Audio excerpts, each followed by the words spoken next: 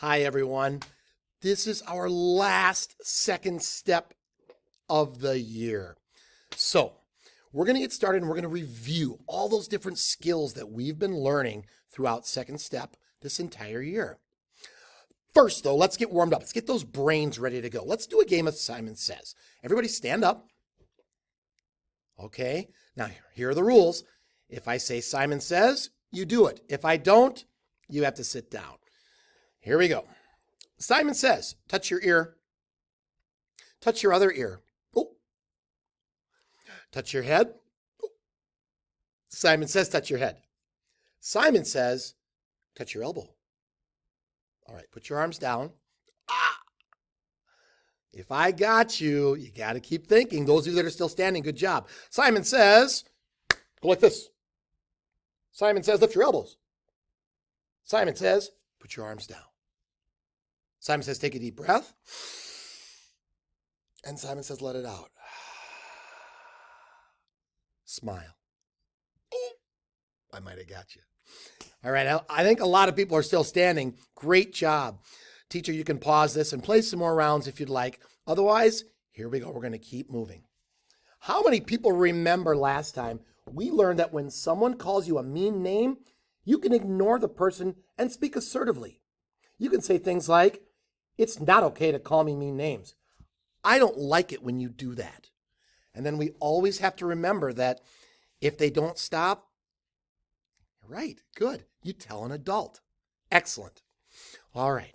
Here's a picture of a small group of students also having their last second step lesson. Just like you guys right now. Who else do you see in this picture? Can anybody find Puppy and Snail? I hope so. Let's see how many second step skills you remember.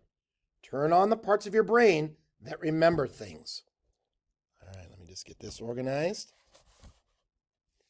Okay. Do you remember the story about Will, who didn't know the listening rules? Instead, he talked to his friend and didn't pay attention to his teacher. Does anybody remember those rules? There's 4 of them. All right, here we go. I'm going to say them. Let's see if they're in your brain too. Eyes watching, ears listening, voices quiet, and body still. If you knew those, give yourselves a nice job. Very nice. How many people remember Tiffany? And Tiffany needed help from her teacher. She had to use one of the skills for learning. Do you remember this story? When you need something, you need to be assertive. You need to ask for help. Those are the things that are going to help you in the long run by being assertive. All right. So Puppy and Snail, they came to our class a lot. And if you look right over my shoulder right there, Puppy and Snail are hanging out back there because they wanted to be a part of this. They also learned about identifying feelings. And they showed us all about empathy. And I remember all of those different posters that we looked at. Do you remember identifying your feelings? Remember Jarrell? He was so sad that he couldn't play. So Jarrell needed to identify his feelings. Do you remember Nikki? Oh, Nikki had some strong feelings. She was definitely a little bit angry in this one, but she had to figure out what could she do to calm down. Also, I remember this one with Chad and Bruce. Bruce took the ball from Chad and Chad was angry. And we have to be able to calm our anger down. We can't hold on to anger. We can't get anything done if we're angry or mad. Those are some strong feelings. How about this one? Remember when Rita was up doing something because she finished her work, but Tiffany did not get her work done? Has that ever happened to you? You see your friends out doing something, like maybe they're playing on the playground, or maybe they are doing something fun in the classroom, and you're still working on something. Well, I know that Tiffany needed to use her self-talk to calm down, and then she had to get to work. She was feeling frustrated and jealous, and a lot of those things happen. How about Shane? Do you remember how worried Shane was? He was so worried that his dad might have forgot to pick him up. He was worried, he was scared, but all of those things, they happen for a reason. And we have to be able to handle it. We have to be able to solve those kinds of problems. And we've learned to calm down. And we've learned to do what? Yeah, remember the belly breathing? Where you put your hands on your belly and you take a deep breath in.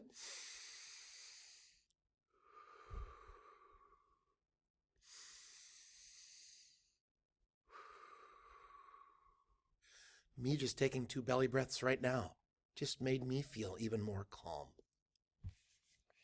Who remembers this one? This one is so big. Remember when Brianna and Ann wanted to both do the monkey bars and they had to solve their problems, right? Who remembers that step?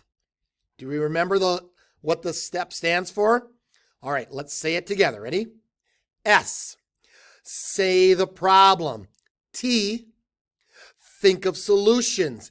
E, explore consequences. And P, pick a solution. If you can use that STEP acronym whenever you are having a problem, you'll be able to solve that problem just like that.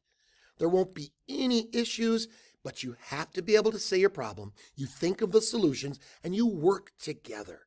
It's not one person doing it. It's my way. I get to say what it is. That's not solving a problem. That just makes someone else very, very upset and probably very disappointed. All right. Who remembers Jarrell and Julian? Right? They had a problem with with some classroom building materials, but they found out that playing in fair ways helped them both have fun. Do you remember those 3 things that they did to play fair? You have to use these. You have to. Sharing is 1. Number 2, trading. And number 3, taking turns. If you share, trade, and take turns, you're going to solve so many problems. You know what? You won't even have problems because you're doing exactly what first graders are supposed to do. Learn how to work and play together. Awesome. All right.